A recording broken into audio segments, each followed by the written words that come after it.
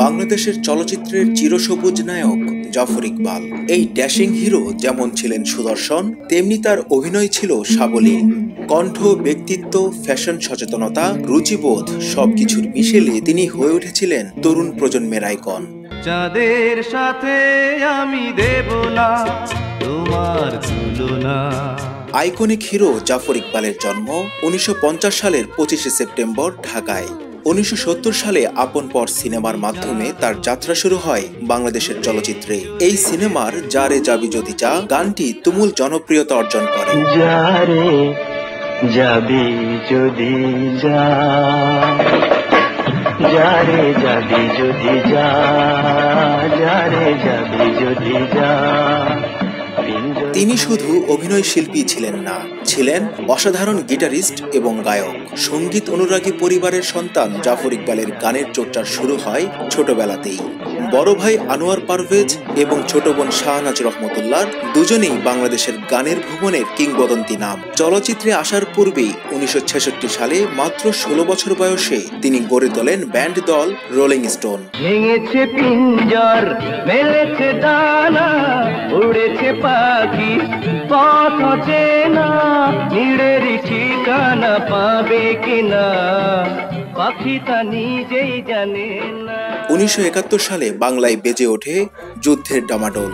হানাদার পাক বাহিনী নির্বিচারে শুরু করে গণহত্যা।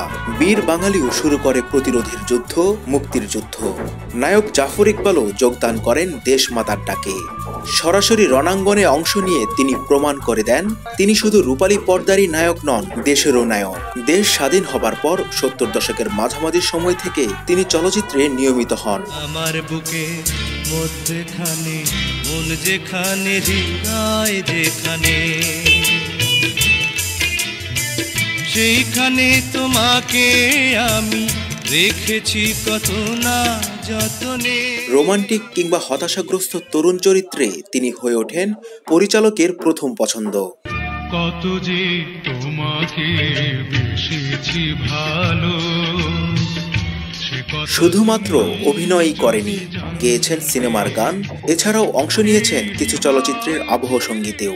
1984 সালে রাজ্জাক অভিনীত বদনাম সিনেমায় বড় ভাই আনোয়ার পারভেজের সুরে গাওয়া হয় যদি বদনাম হোক আরো গানটি প্রচুর জনপ্রিয়তা অর্জন করে। সিনেমার গান ছাড়াও তার রয়েছে কিছু একক অ্যালবামও।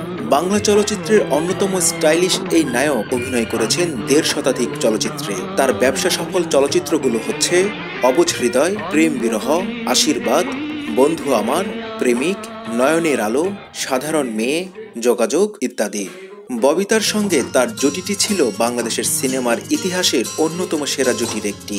এই জুটি একসঙ্গে প্রায় 30টি চলচ্চিত্রে অভিনয় করেন, যার অধিকাংশই লুফে নিয়েছিল দর্শক মহল।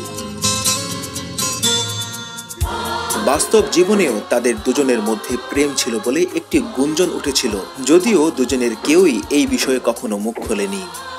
অনেকের মতে সুখে থেকো ও আমার নন্দিনী গানটি জাফর ইকবাল ববিতার জন্যই গেয়েছিলেন।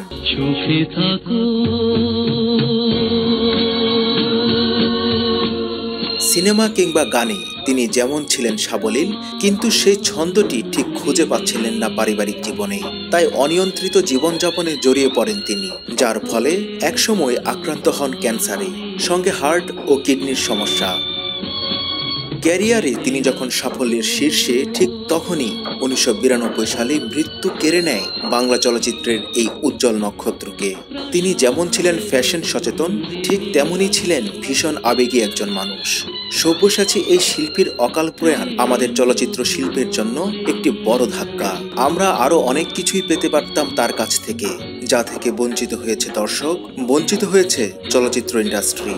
বাংলা চলচ্চিত্রের ফ্যাশন আইকন বীর মুক্তিযোদ্ধা জাফর ইকবালের প্রতি আমাদের শ্রদ্ধা। তারে এক জন্মে ভালোবেসে করবে না